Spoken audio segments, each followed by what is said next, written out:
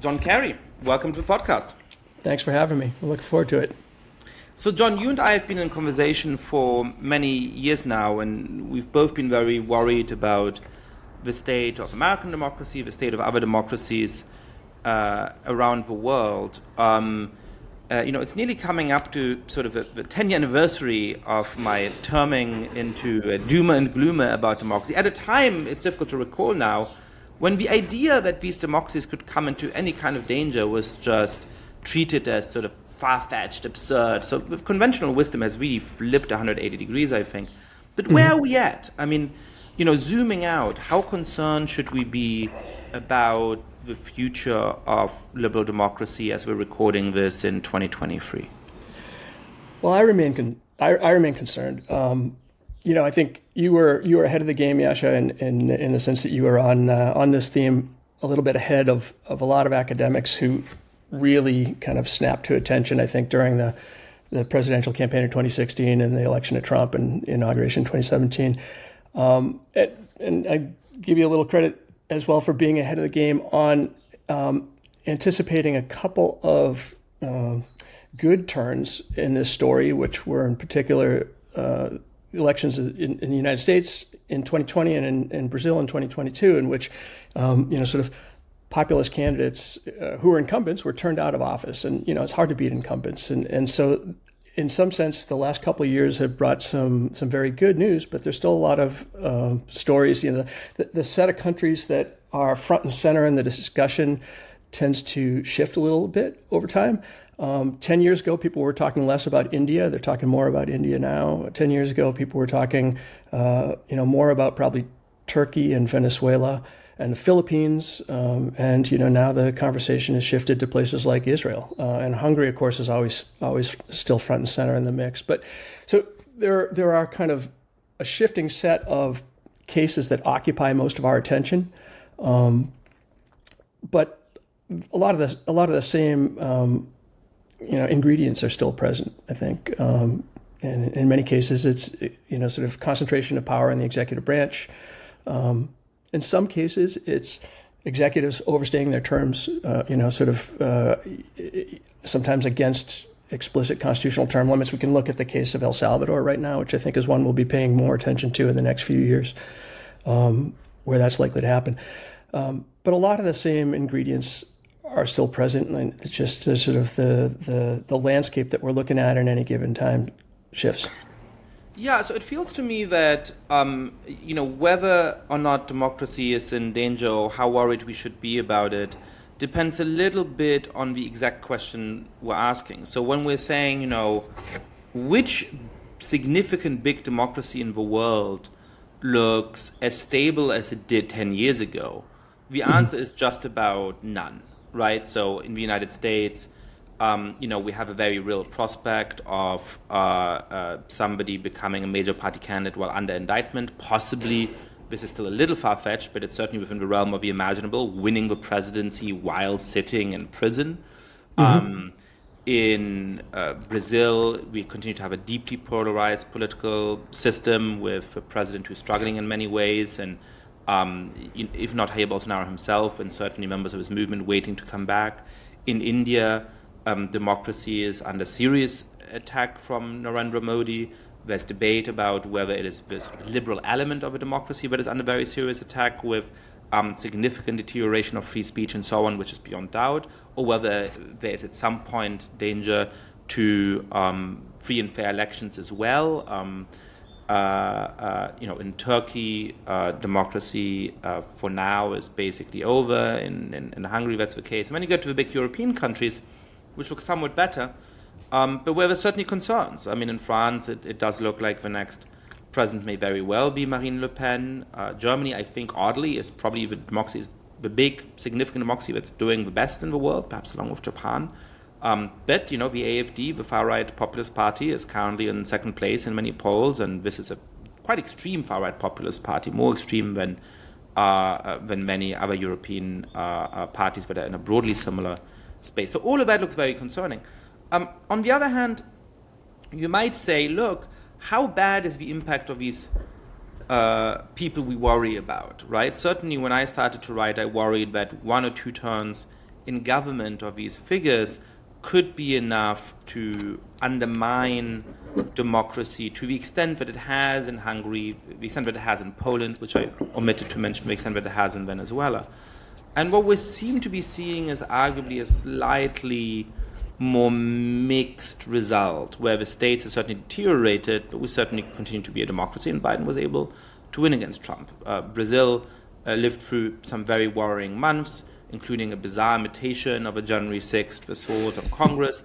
But, they did change power for free and fair elections. India continues to have, for now, very vibrant elections, at least at the regional level, in which the opponents of Narendra Modi's BJP are able to score victories. So I guess, is the danger broader than we've recognized 10 years ago? And in that sense, the predictions were absolutely right, but perhaps sort of the effect of a treatment is very concerning, but not quite as stark as we might have worried about 7 or 8 years ago? Or are we at too early a stage of a process to recognize just how terrible the treatment is, and the sort of actual collapse of these democratic institutions is going to happen down the road? How help me puzzle through this. I'll give you a classic academic answer, which is too soon to tell. But you'd said, I'll seize on one of the terms you used, which is it one or two terms? And I think it might be two terms, right? And that, I think, is significant in the sense that neither Bolsonaro or Trump, two cases we mentioned before, got that second term. We're seeing a lot of reporting now about the preparations that the Trump campaign is making for what a second term might look like, and a second bite at the apple might be even more damaging to our institutions than the first was. And you think about the case of Orban in Hungary, right? It was his second term after a period out of office when he was really able to turn Hungarian democracy in a direction that was problematic. So I think there's some learning that goes on the part of some of these politicians, and they can get more effective over time. Of course, also if they are reelected, then that also is indicative of where the state of popular opinion is in these countries. So it may indicate a broader support for their particular agenda. There's been an interesting paper recently which makes the kind of skeptical case about how worried we should be. And I think both of us ultimately disagree with the paper, but we both find it to be an interesting and important intervention. So I want to spend a little moment talking about it. It's called Subjective and Objective Measurement of Democratic Backsliding by Andrew Little and Anne Mang. John, would you talk us through the basic argument they're making of why, when you look away from the kind of subjective ways of measuring how democratic various countries are, where these indices are showing us all these warning signs and things are getting much worse, and you look towards objective measures, those look more concerning. What are those objective measures, and why are they supposedly telling this reassuring story? Yeah, I really like this paper, even though, as you noted, I there's some places where I disagree with it, but Little and Meng kind of pick up the story where we've been picking it up in the beginning of our conversation, saying, in the last 10 years or so, academics and journalists and a lot of political actors have been talking about a democratic recession around the world. And, they can note all the familiar cases, a lot of which we've already mentioned.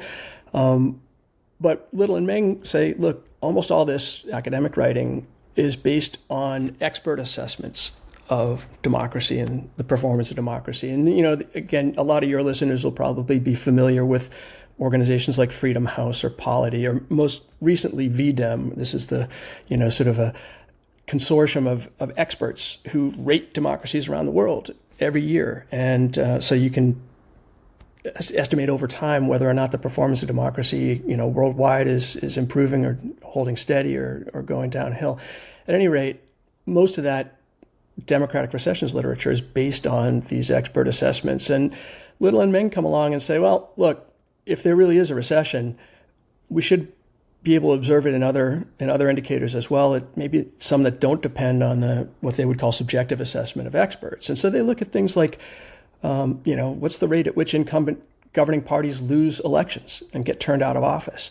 Are elections getting less competitive? Is the margin of victory between the winner and the second place party getting wider or narrower? And one of them that I already mentioned, are chief executives evading term limits and perpetuating themselves in office beyond their constitutional terms at a greater rate than in the past? And they also look at things like, how many journalists are getting jailed or murdered every year. So there's a lot of these things that are less subjective and pretty well documented. And they look around at them and they don't find any evidence that in the last decade or so, things have gotten worse by those other indicators. And so, it's a pretty compelling case, I think. I can go on and talk a little bit about, sort of how I've pushed a little further into it and to try to explore. I'll jump in.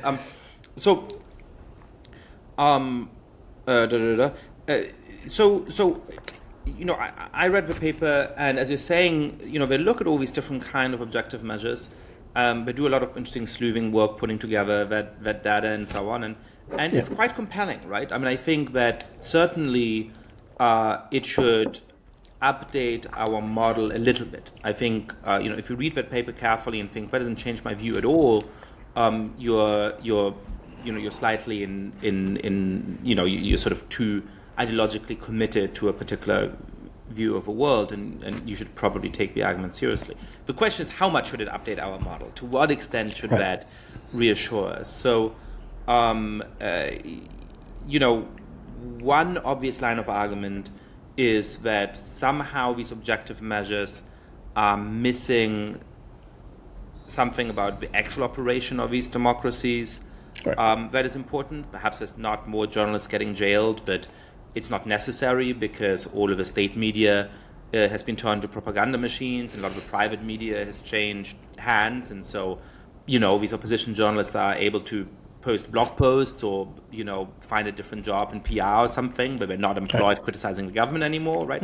Right. Perhaps we are at an early stage of the process of democratic composition, so that people are putting the ducks in the row in such a way that they can later evade term limits, and all that sort of stuff will come down the turnpike, but we're not quite there.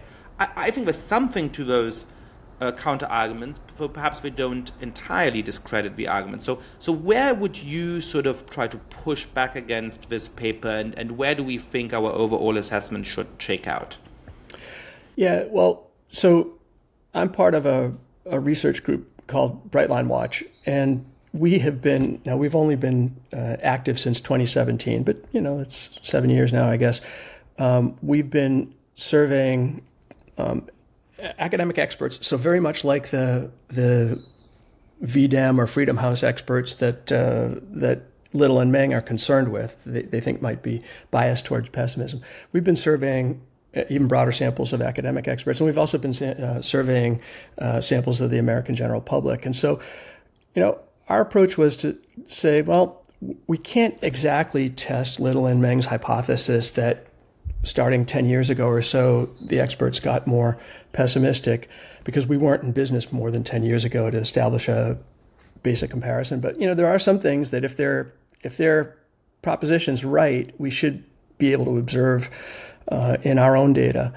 So we look for things like, are the experts who take let me flesh out a little bit more Little and Meng's proposition. Their idea is like, we're all of us experts, I guess, are kind of stewing in this marinade of pessimism or doomerism, and so we're all kind of echoing our own sort of pessimism and accentuating it.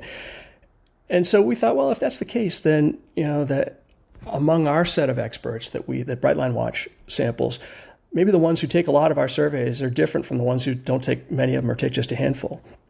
Or maybe, the ones among our experts who are really deeply marinated in social media, what we would call, democracy Twitter, maybe they're more pessimistic than the ones who aren't.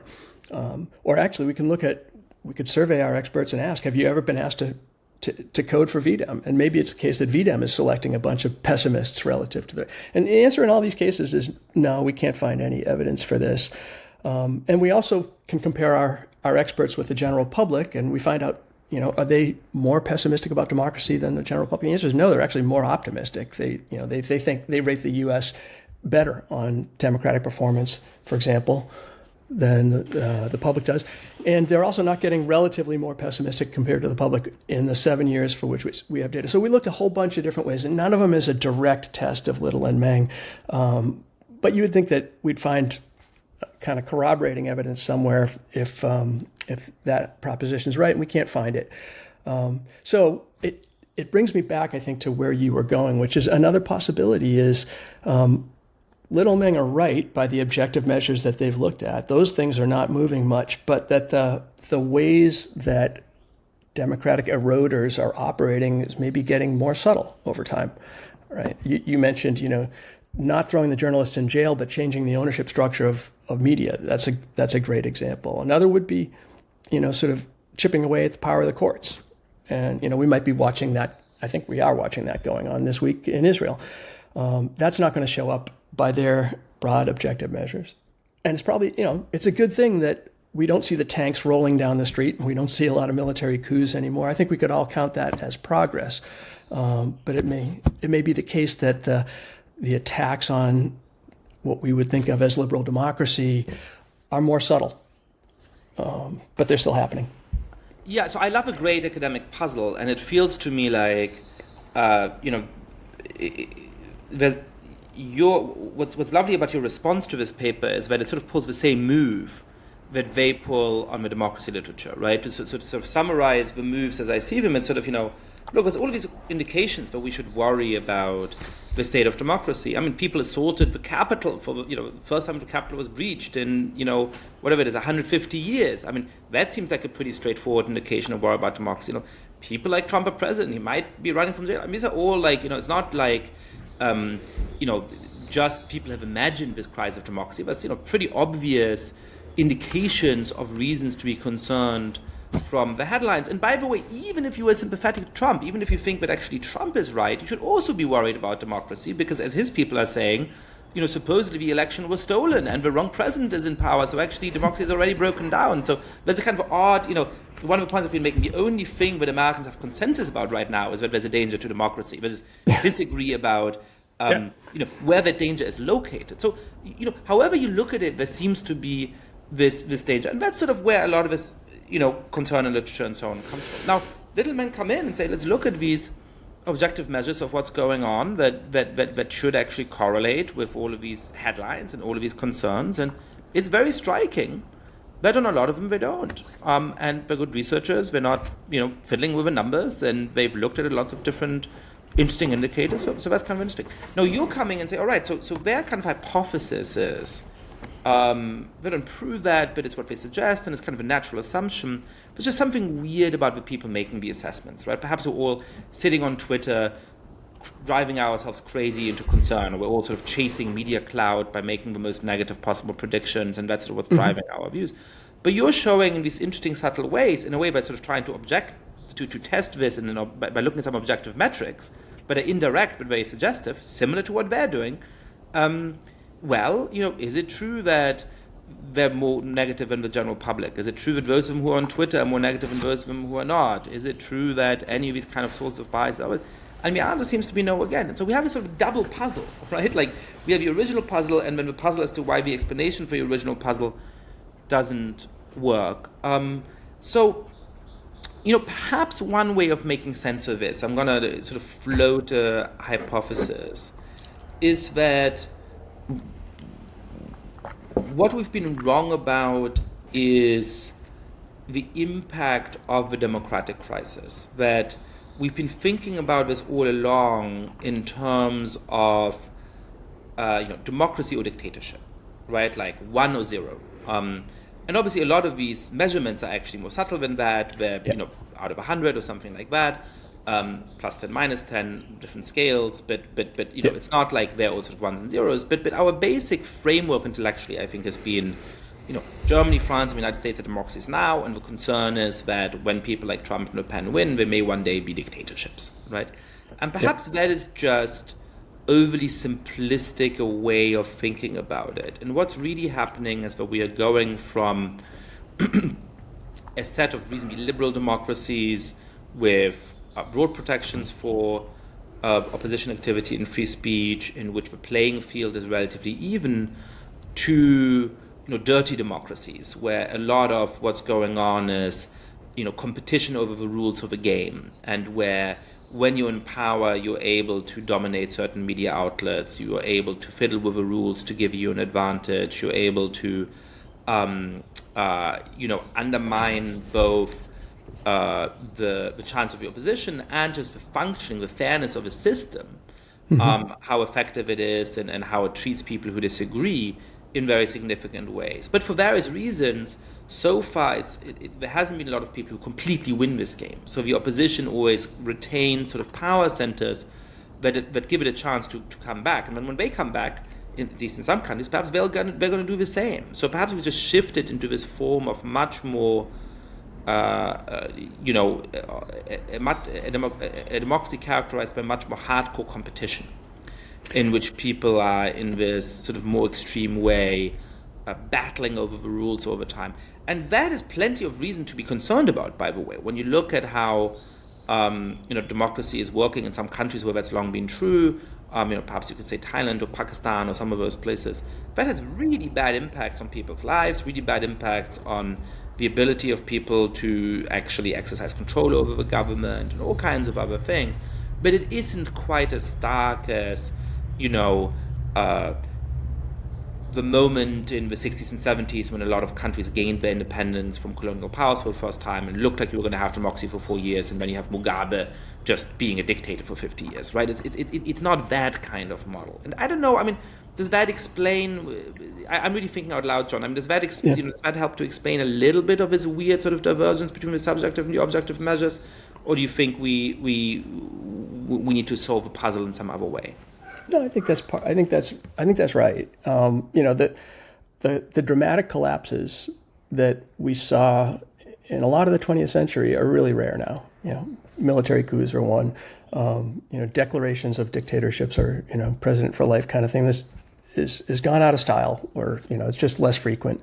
And I think the problem that people are wrestling with is, if you're right, what you described, I think that the second part of that is that, did we peak at some point such that the net changes on the margins are going to be negative at least as often as positive from year to year now? Because it was also a sense, I think, in the 90s and maybe even in the first decade of the aughts that, there had been a big wave of dramatic transitions in the 80s and 90s, but that the democracies we had weren't perfect. They were going to keep getting better. They were going, the tinkering around the edges was going to be, by and large, in the direction of improvement.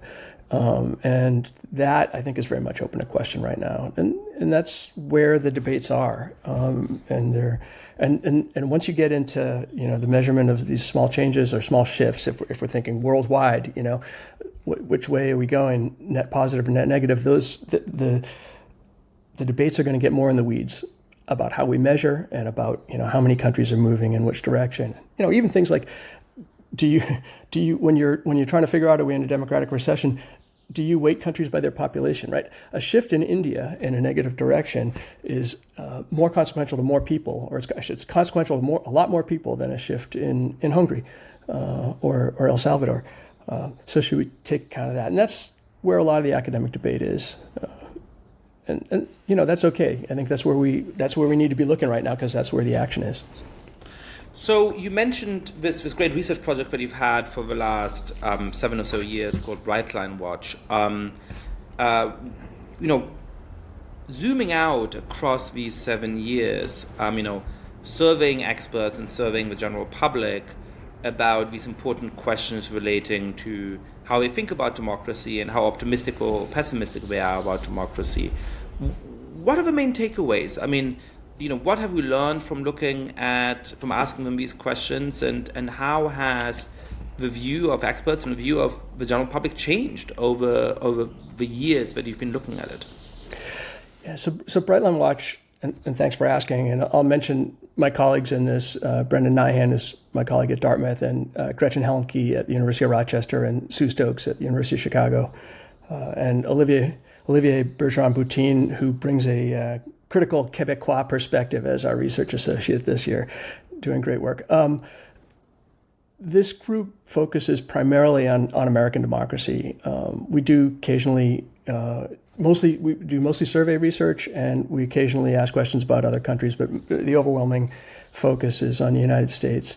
And, we formed basically to try to figure out, in 2017, there was a lot of sky is falling kind of rhetoric about American democracy, and we wanted to figure out, is there something to this? Should we be that concerned?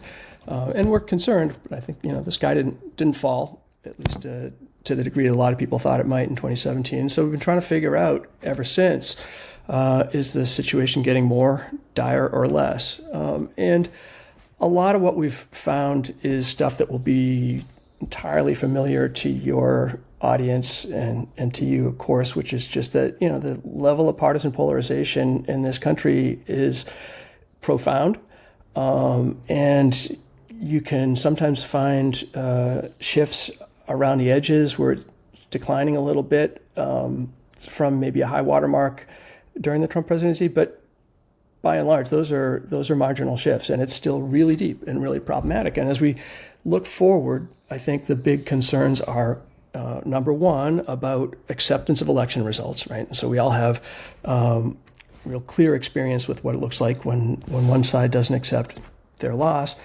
And then the kind of new big ingredient that's been injected in the past year or so is around legal accountability and specifically indictments of former President Trump, which have come from a couple of different directions so far. And it looks like we'll probably have another set of federal indictments handed down soon. I think most people expect, based on this letter that Trump received last week. And the polarization is deep there as well, but we've been trying to probe to try to figure out, like, what are the things that can mitigate that.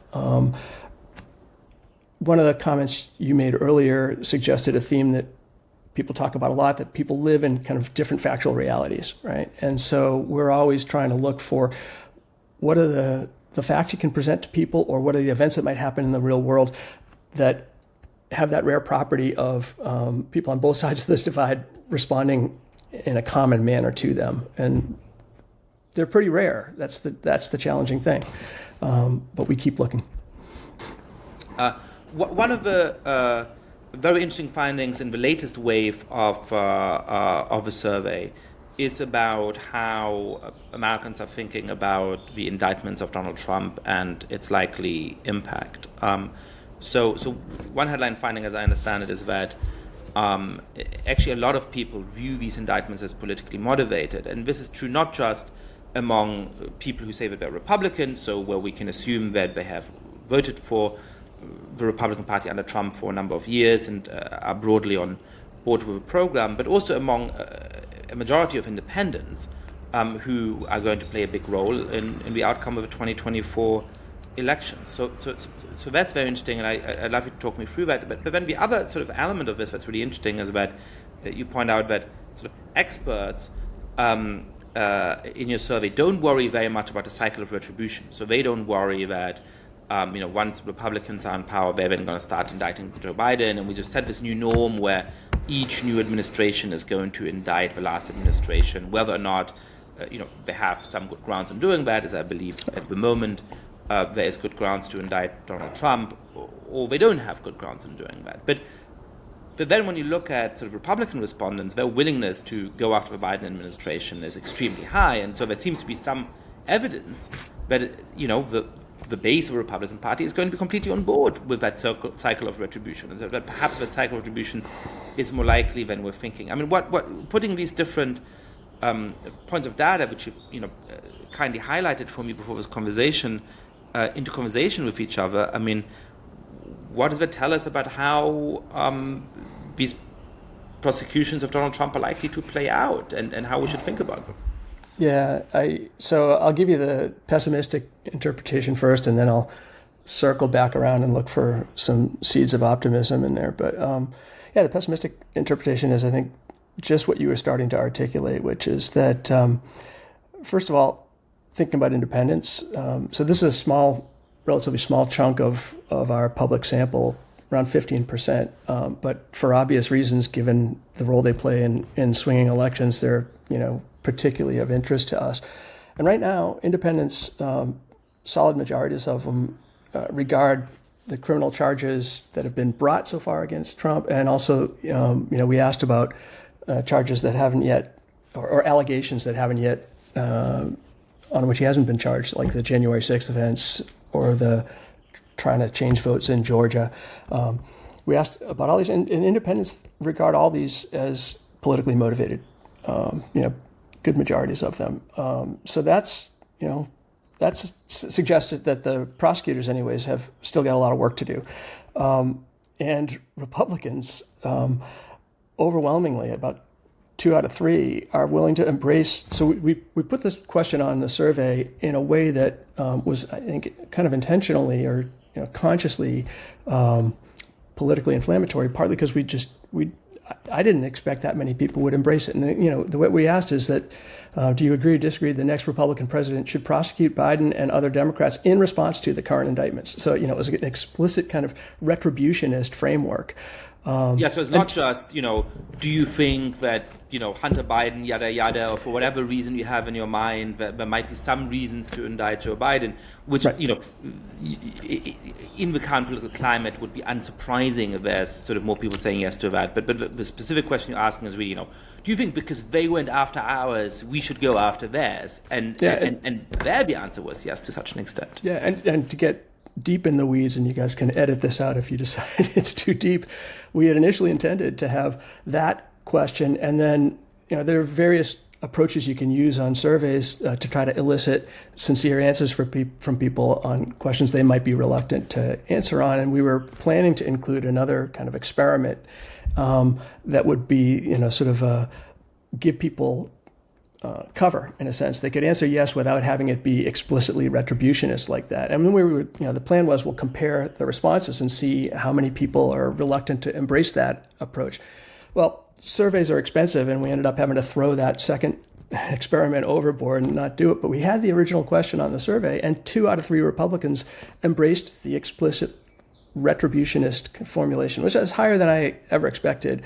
But it's also, it's telling, I think. So that part of the electorate, I think, is ready to go with the cycle of prosecutions. And, so I'm someone, before I started really studying U.S. politics really closely, I spent most of my career studying Latin American politics.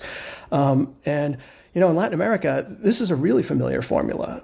You got countries where, every living president or every living former president is under indictment at any given time. It's a bad formula. It's a really hard formula to find your way out of once you go down that path. And so I'm particularly concerned about it. And I think the ingredients are kind of there on the ground in terms of public opinion for that to happen in the U.S. case.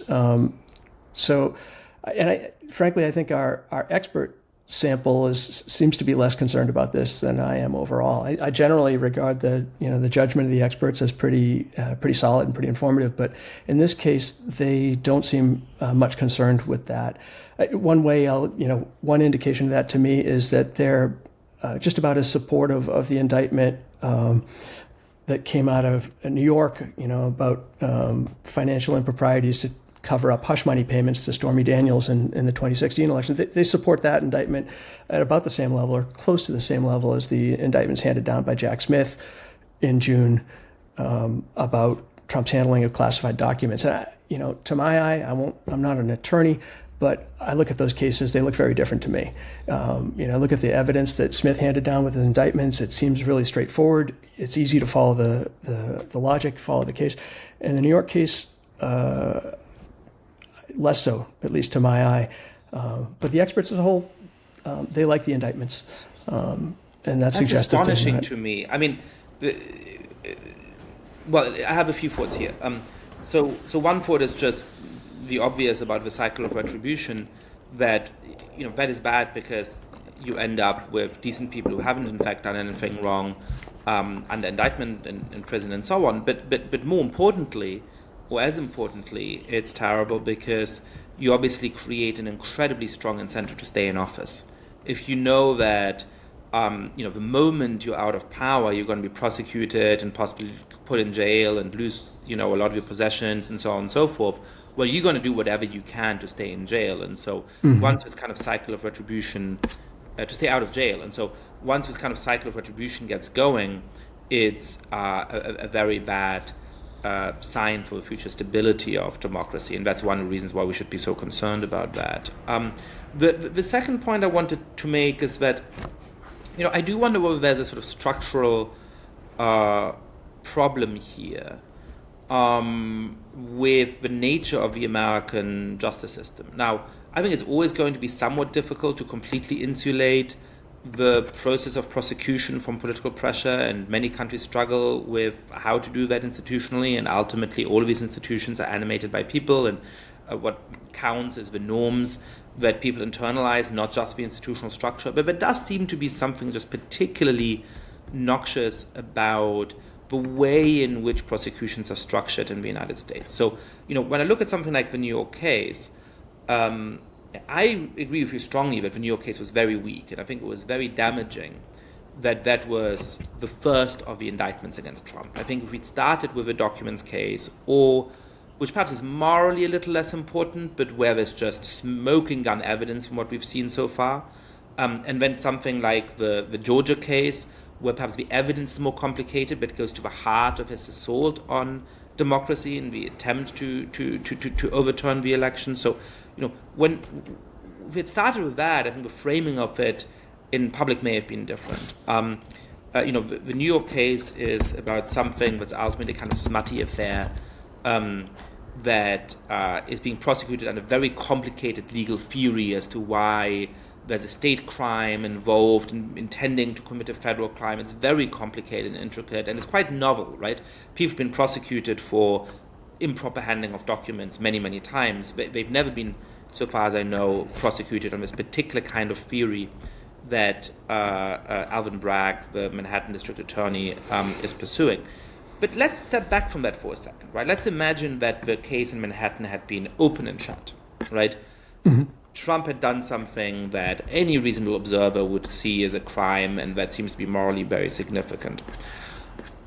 Even then, one of the core principles that justice doesn't just have to be done, it has to be seen to be done. And it would be very hard for that to be the case for half of the country when, you're going after a former president in the most liberal jurisdiction in the country. I mean, one of the districts which has voted most heavily for the opponent. The person who's going after him promised before they were in office and had access to all the relevant facts that they're going to go after that person, right? And then the moment they're in office, they sort of start putting these charges. I mean, there's a structural problem here, right? Because let's say that Trump had committed a very clear-cut crime in Manhattan, and the DA had gone after him. Even then, there would be this appearance of impropriety because of the structural way in which a lot of these issues of justice are handled. And I think that's something in this conversation that we haven't quite fought through. We're not going to be able to fix it, and perhaps that's why we're not talking about it. But it's a troubling aspect of how the system works for me. Yeah, I agree. And although it's a manifestation of that we've got a big, complex system of government with a lot of different layers in it. It's sort of an element of our federalist system, and part of what comes with that is you're not putting all your eggs in one basket, right? We've got a lot of different court systems and a lot of different prosecutorial systems in the country. By and large, I think I share what I hear as a skepticism about, for example, electing prosecutors and electing judges directly. Like that brings with it inevitably, motivations for people to run on platforms before they necessarily have all the evidence. And so, but on the whole, I'm glad that we've got a number of different judicial systems active at the same time, because it just makes it a little bit more difficult to capture all the referees for any one side. Yeah, so I think that's very interesting. I mean, I agree that actually one of the underplayed sources of democratic resilience in the United States is the fragmentation of power. You might be able to, when Donald Trump was trying to overturn the outcome of the election in 2020, as he very clearly was, if there had been, as some of my colleagues called for, I think, naively and absurdly, a national election commission that makes all of the decisions. Well, if Trump had managed to put a majority of his people on that commission, he would still be president. But as it stands, it is a very decentralized system, which comes with a lot of unprofessionalism in certain parts, with a lot of problems, with hanging chads in Florida. I mean, in part, the fact that it's so decentralized opens the path to all kinds of mistakes and problems. But it makes it much, much, much, much harder to capture power at the federal level. And I think that's one of the reasons why we were able to remove Trump from office in free and fair elections, despite the lies and the violence that followed.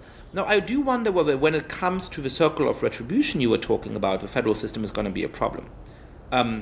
Because there, it's not just that, if Donald Trump were to win the next election, he would have the support from his base for going after Biden as a form of retribution, and might very well do, given everything we know about his past actions and his character. But even, some district attorney in Texas or in Mississippi that wants to rise to a national profile and win the next primary elections for governor or senator might have a reason to in try and indict a past president, and might very well be able to get a grand jury in a very strongly Republican-leaning jurisdiction to go for it. Now, that might be overturned later by the Supreme Court or others. There's obviously no jurisdiction, and there's obviously sort of political grandstanding and so on.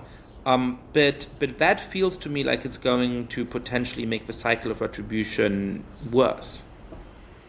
Yeah, no, I think, look, that's the other part of having a big, complicated, sort of sprawling system like this, is there are going to be actors who try every strategy, right? So the one you just described, it'll get tried, and we'll see how much traction it gets. And, we learn, we're learning more actually right now as we look at the current classified documents case play out. Like, what does it mean to have a judge appointed by the defendant as as a presiding judge in these cases? And as usual, the evidence is mixed, right? You see reasons for concern, but then every once in a while you see reasons for a sigh of relief about this complicated, decentralized system we've got.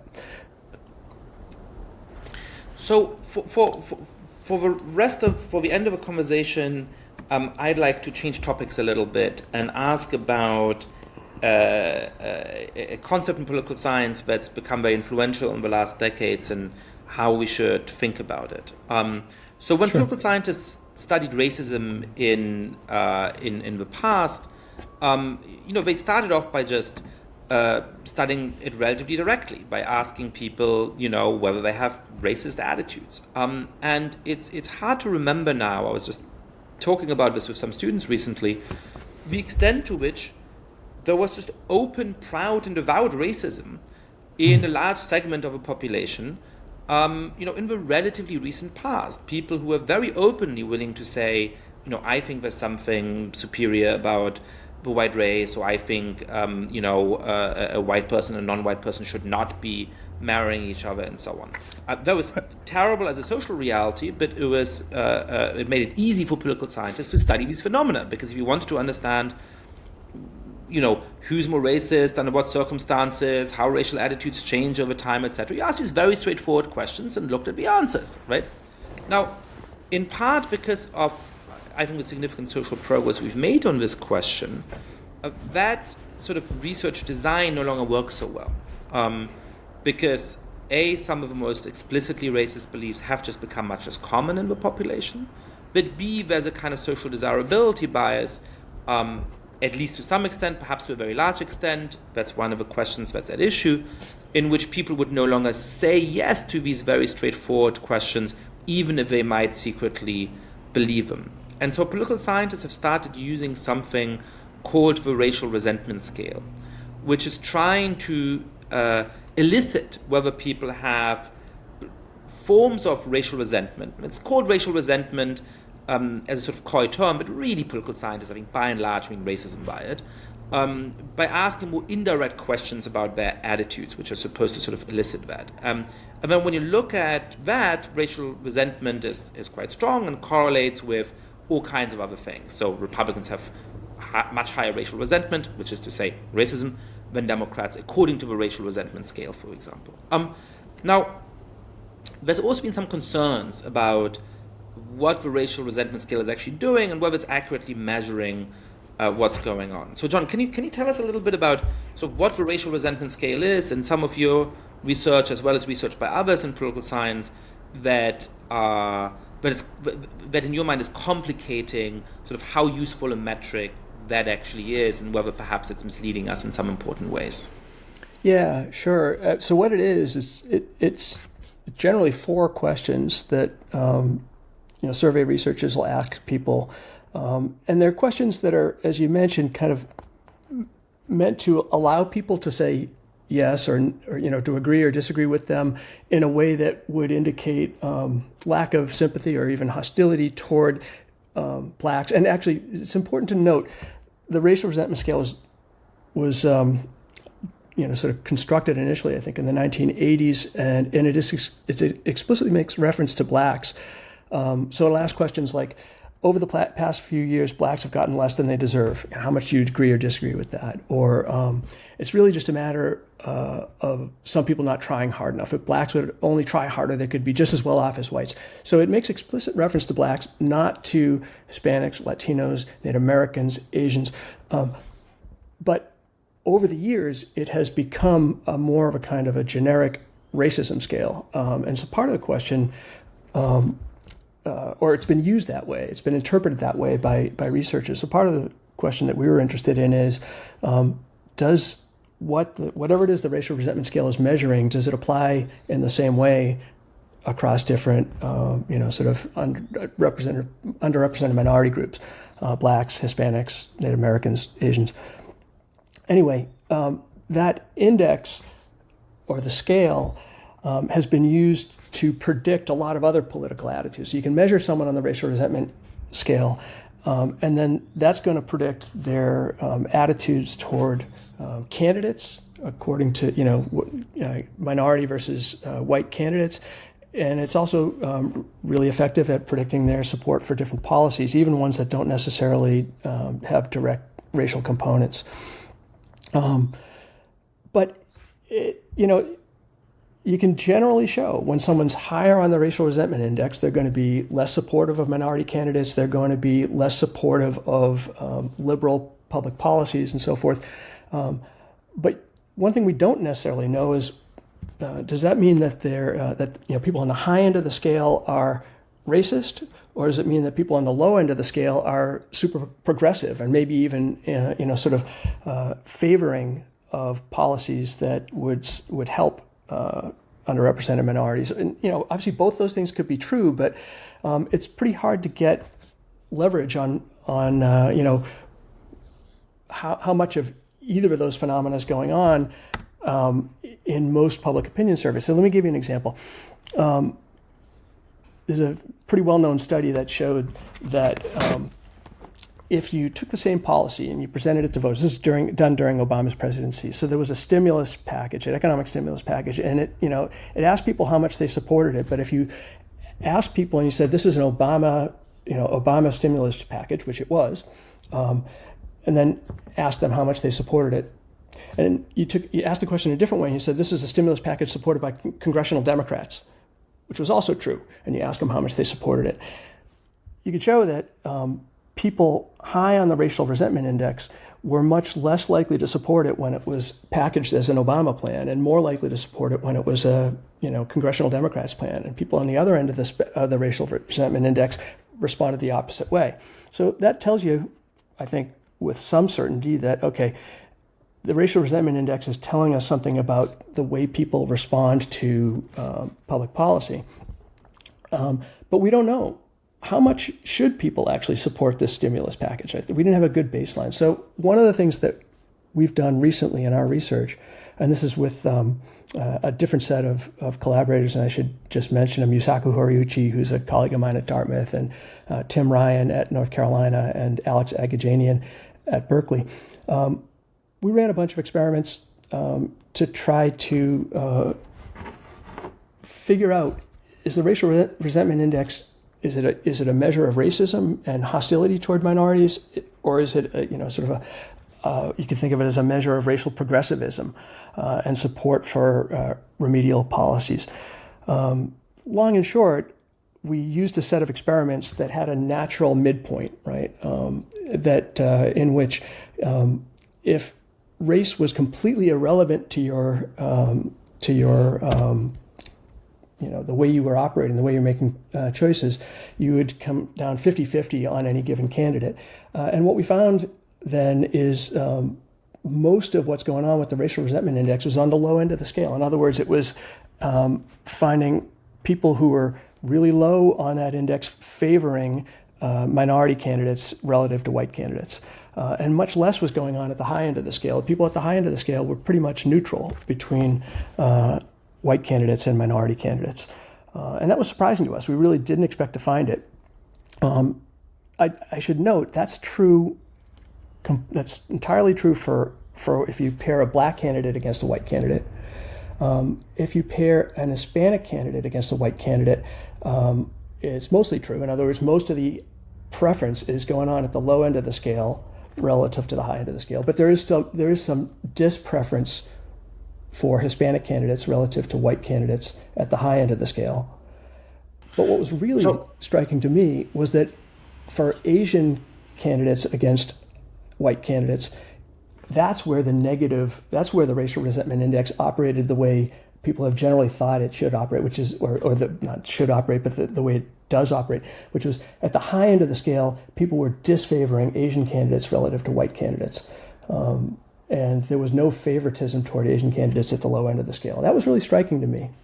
Oh, that is fascinating. I wouldn't have expected that exactly, but it's an interesting finding of, I think it's in line with ways in which Asian Americans are sort of in some context treated as, minorities but are discriminated against, and in certain contexts aren't thought of as fully American and so on, and then in other contexts don't actually get the forms of favorable treatment that some other minority groups get, particularly in the context of college admissions. So as I'm understanding it, you're finding that there is this effect from the racial resentment scale. It can predict a bunch of things, but the thing that's driving it, at least in some of the contexts that you've looked at, is not people who have high racial resentment, i.e. racists, saying, I'm not going to vote for a black candidate, I'm going to treat minority candidates worse.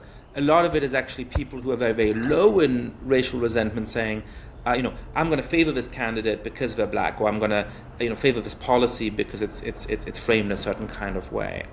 That's really interesting. I mean, one of the things that concerns me about the scale is that some of the questions it asks are relatively close to Republican Party policy, right? So one of the questions is something like, Italians and Irish immigrants managed to succeed in the United States without any special, treatment. African Americans should be able to do the same, or something like that. And whatever you think about the truth or untruth of that statement, it just is very close to a partisan divide between Democrats and Republicans. And so one of the things that seems obviously illegitimate to me then is to turn around and say, look, Republicans say this more than Democrats, therefore they have racial resentment, therefore by the time it becomes a headline in the New York Times or the Washington Post, it's Republicans are more racist than Democrats. That just seems like it's playing verbal games that are just actually sort of polarizing the country and catastrophizing about our fellow citizens in a way that is problematic. It may very well be true that people who vote for Donald Trump, for example, have more racist attitudes than others, but to show that, I think we have to have a metric that is more fair than asking them about a bunch of Republican policies and then concluding, if they say yes to Republican policies, we're going to play some verbal games that result in them being called racists. Yeah, so you've tapped into one of the really long-standing debates in the academic literature about the racial resentment index, which is it, I guess one way to think of it, is this about racism or is it just about ideology? And if you embrace a kind of a more economic libertarian kind of bootstraps, pull yourself up by bootstraps kind of ideology, you may end up answering in ways that would cause the scholars to categorize you as racist. And so we tried actually to get some leverage on exactly that debate. And I'll give you another element of this study that we did, which is basically the task that our participants were engaged in is choosing between job candidates. And so one of the jobs that they were vying for was city manager. And we described what a city manager does. And a city manager makes, explicitly political decisions. They allocate resources across, parks and schools and street repair and so forth. And so you might think, these are inherently political kind of decisions. And but we also had a separate set of experiments, exactly the same, except for the job candidates were applying for the position of cell biologist at a state university, and so these are roughly equivalent in terms of status and educational background, right? They're kind of elite level jobs, but one of them is allocating politically scarce resources, and the other one is definitely not. It's in the lab making apolitical decisions. And the idea was, look, if the racial resentment index is really just a proxy for ideology, then that index will give us a lot of leverage on people's choices about city managers. But it won't do anything for their decisions about cell biologists. In fact, what we found is there was effectively no difference between the predictiveness of the racial resentment scale in those two paired experiments. So that suggests to me that it's not really ideology that's driving answers to the racial resentment questions. That they really are tapping into something about race.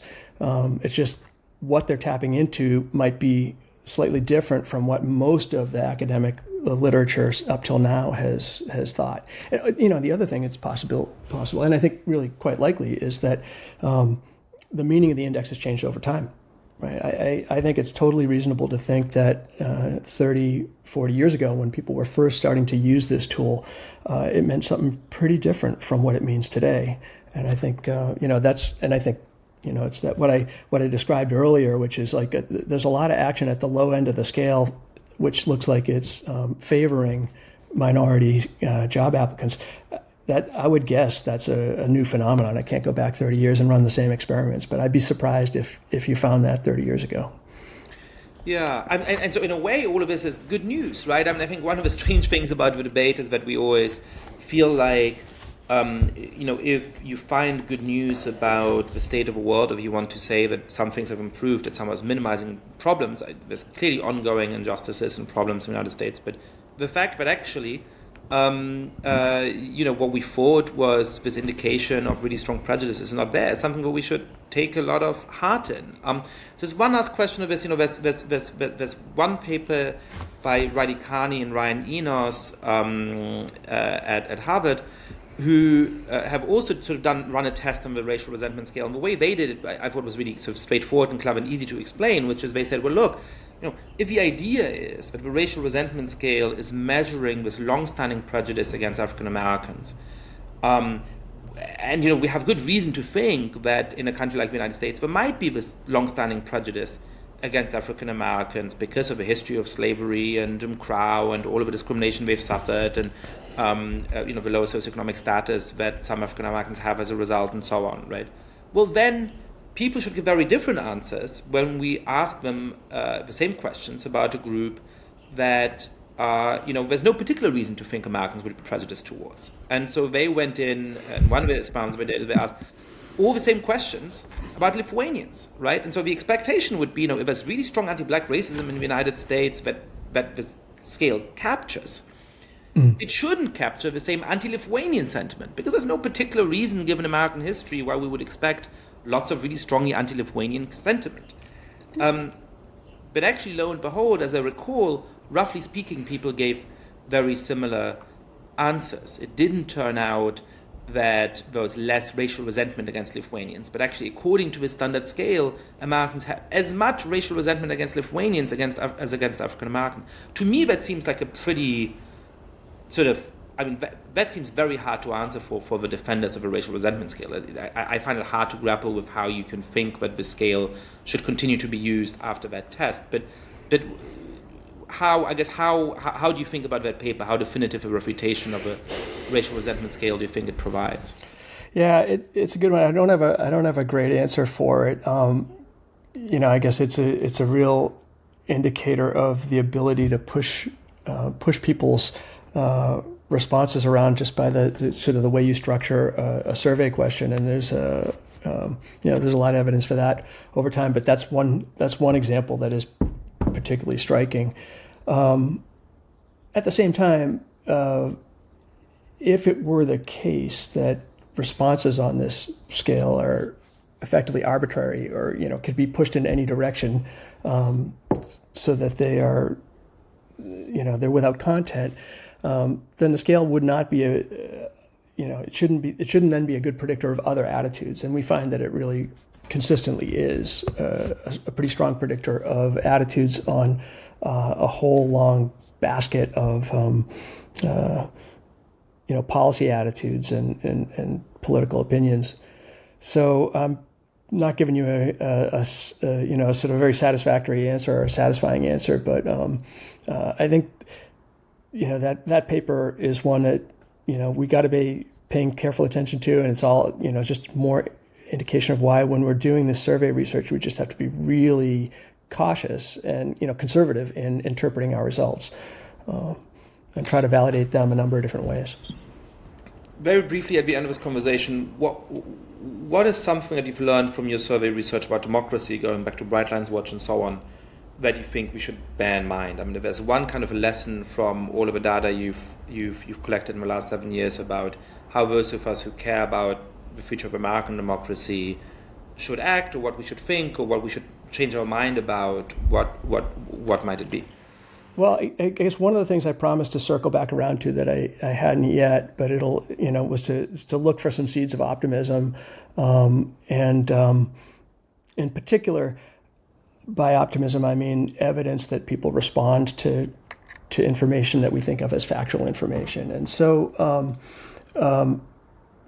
we've talked about some reasons for despair in the podcast so far, but we should look for evidence in the other direction. And there is some. We asked people in this most recent survey not just about these 4 general cases that or sets of allegations against Trump, for instance, the hush money, the Georgia election, the classified documents one, and then the January 6th investigation. But because we have we actually had these detailed recent indictments on the classified documents case, we actually drilled down deeper in that one and asked people a bunch of questions. And we were able to compare answers from a poll done 6 months ago where that case was in the news cycle, but we didn't have the details of the indictments in front of us. And what we saw is that when we asked people the specific questions about, did he take the documents? Did he store them in a place where they shouldn't have been stored? Did he show them to people who didn't have security clearance? And did he actually, try to get his lawyers to obstruct the investigation of the case? And so when you basically confront people with things that they've seen evidence about recently, on those specific questions, they move a little bit. So, even respondents, Republican respondents who basically said, no, this is all political, and no, I don't think a crime was committed. And you ask them about the specifics, and they start to move a little bit. And that we see that movement both over time and when we compare the general question to the specific question. So that to me is encouraging. If people want to read the report is just out. They should go look at it online. And there are, in different parts of it, pieces of evidence that people respond to information, they update. So that's encouraging. Connected to that broader theme, you asked about, what have I generally learned? People hold a lot of misperceptions. We learn that when we do survey research. I think, for example, that the broad package of beliefs that we describe as the big lie. I think they're pretty much all misperceptions. They've been documented to be not the case. And yet a lot of people still hold them. Right. And we could go on, and we could list other areas where people hold these misperceptions, whether they're in public health areas or climate science and so forth. And we know it's hard to change misperceptions, but it's possible. And you can, a big part of our research is, sort of what are the strategies that we can use in order to change people's mind when the facts are really all lined up in a particular direction. And it is hard, and sometimes it involves presenting people with the facts. Sometimes it involves combining that with sort of having those facts be delivered by what your audience would consider credible sources. And there's all kinds of research into the various ways of delivering that message. It's a long game. The progress you make can often kind of erode if you don't follow up on it and keep drilling the message in. But you can make progress. So that's the bottom line, I think. And we have to keep looking for ways to do it, because otherwise we're never going to close this huge divide that we have. It's mainly along partisan lines, but there are other divides as well, where people are just operating in separate factual universes. We gotta work on trying to close that. We can do it, but it's going to be a long road. John, thank you so much for coming on the podcast. Thanks for having me, Yascha.